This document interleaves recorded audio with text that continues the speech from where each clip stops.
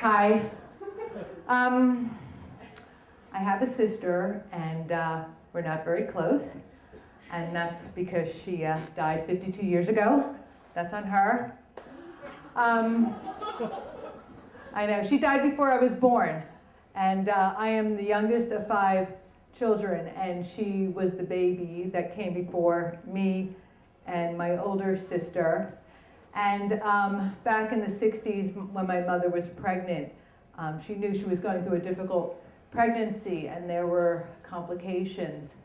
And my mother's a doctor, so she knew very well what was going on, and her obstetrician said, come on in, you need to, in her 9th month, you need to come in immediately. And she said, it's too late.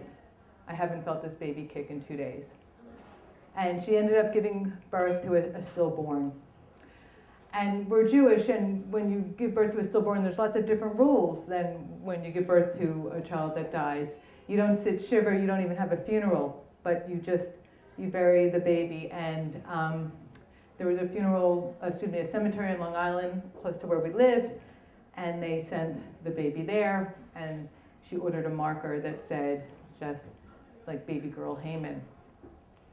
And growing up, I knew about this, but I don't really remember my mother talking about this very much. And she never went to visit the cemetery. We never went to visit the cemetery.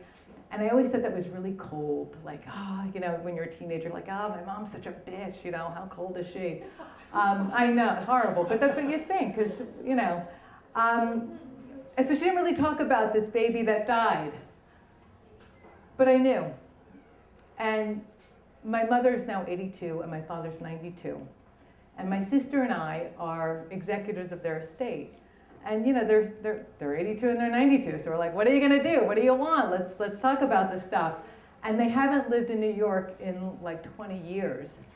And they're like, we want to be cremated, because everyone's so green nowadays, right? A lot of people don't want to be buried anymore. And they're like, we want to be cremated. I want my ashes in the garden. Put me out in the ocean. Put me in the water. All this like hippy dippy stuff. They're very evolved.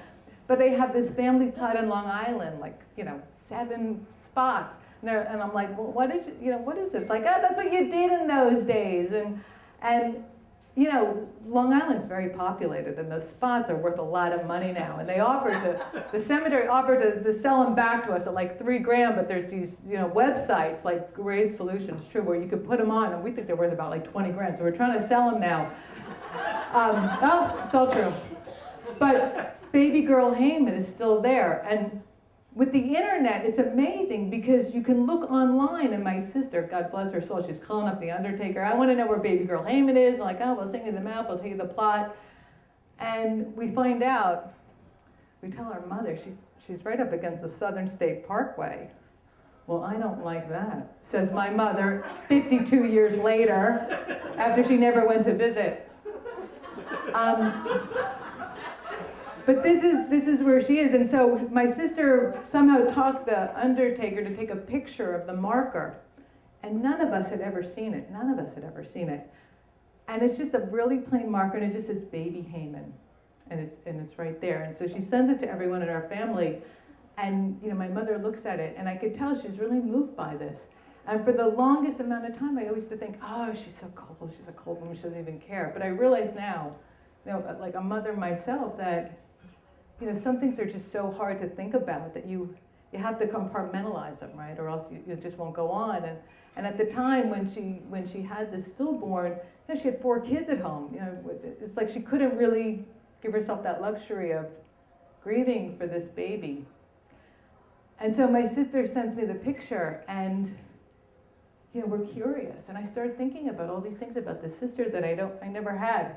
Like, if she was born, there's a very good chance that I might not have been, because she was the one right before me, and they might have said, that's enough, because I was the last one. So I think, wow, if she was here, I might not have been.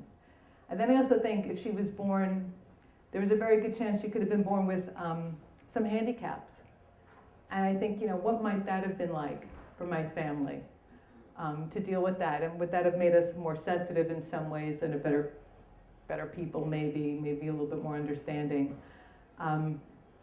But the most interesting thing out of all of this is when my older sister and I did this whole experience, when she just said to me, Terry, she's our sister. And I had never felt that connection before. And I was not even curious before, but now I am. And I'm very grateful for that experience of my sister and I, and the sister that we'll probably just never get to know until who knows. Thank you.